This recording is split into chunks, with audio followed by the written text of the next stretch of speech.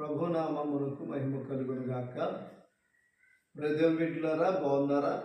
ఈ ఉదయకాల సమయంలో కూడా మీతో కలిసి ప్రార్థించడానికి, మీ కొరకు ప్రార్థించడానికి ఒప్పించినందుకు దేవాతి దేవునికి కృతజ్ఞతలు చెల్లిస్తున్నాం. మీ అందరికి కూడా ప్రత్యేకమైన వందనాలు.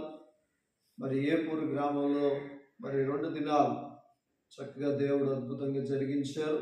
ప్రార్థన చేసిన సహకరించిన కుటుంబాలకి, బిడ్డలకి, మీ అందరికి కూడా దేవుడు యొక్క దీవెనలు ఎల్లప్పుడూ తోడుగా ఉండునుగాక. మంచిది. ఇప్పుడు బిడ్డలారా, మరొక గ్రామం స్వార్థ చేయడానికి దేవుడు వెసులుబాటు కలిగి చేయాలని కూడా ప్రార్థన చేయండి. మీరు వింటున్న వాక్యాలు మీకు అర్థమవుతున్నప్పుడు మీ యొక్క లోకానుసారమైన మార్గాలు విడిచిపెట్టండి. ఒక గొప్ప నూతనమైనటువంటి జీవితాలు కలిగి ఉన్నారు. ఎందుకంటే ఒక వ్యక్తి దేవుని యొక్క వాక్యం కొరకు, ఒక వ్యక్తి దేవునిలో ఎదగటానికి ఒక మంచి ఉద్దేశాన్ని కలిగి ఉన్నాడు. చూడండి, కీర్తన గ్రంథం 119వ అధ్యాయం 37వ వచనం. 119వ అధ్యాయం 37వ వచనం. వ్యర్థమైన వాటిని చూడకుండా నా కన్నులు త్రిప్పివేయము, నీ మార్గములో నడుచుకున్నటకు నన్ను బ్రతికింపు. ఒక చక్కని ప్రార్థన చేస్తున్నాడు. ఏమని? వ్యర్థమైన వాటిని చూడకుండా నా కన్నులు త్రిప్పివేయము.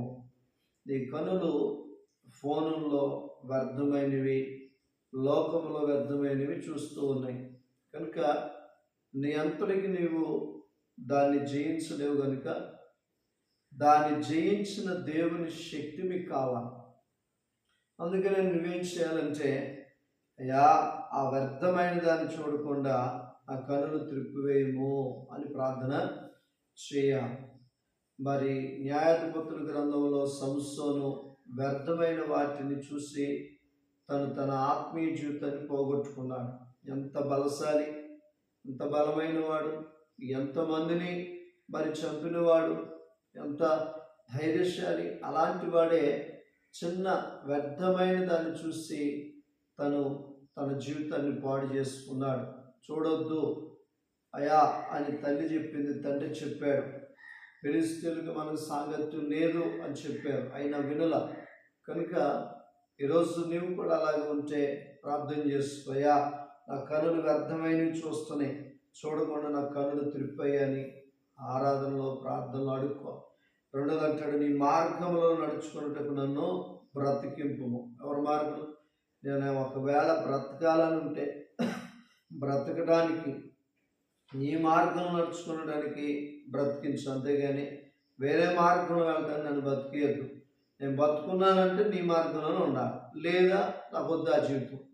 కనుక అలాంటి ప్రార్థనలు కూడా చేయగలిగితే దేవుడు నీ కన్నులు త్రిప్పి వేస్తాడు, నీ మార్గాలు సరళం చేస్తాడు. ఎందుకంటే అదేంటి అయ్యగారు ఎందుకు చేయాలంటావు?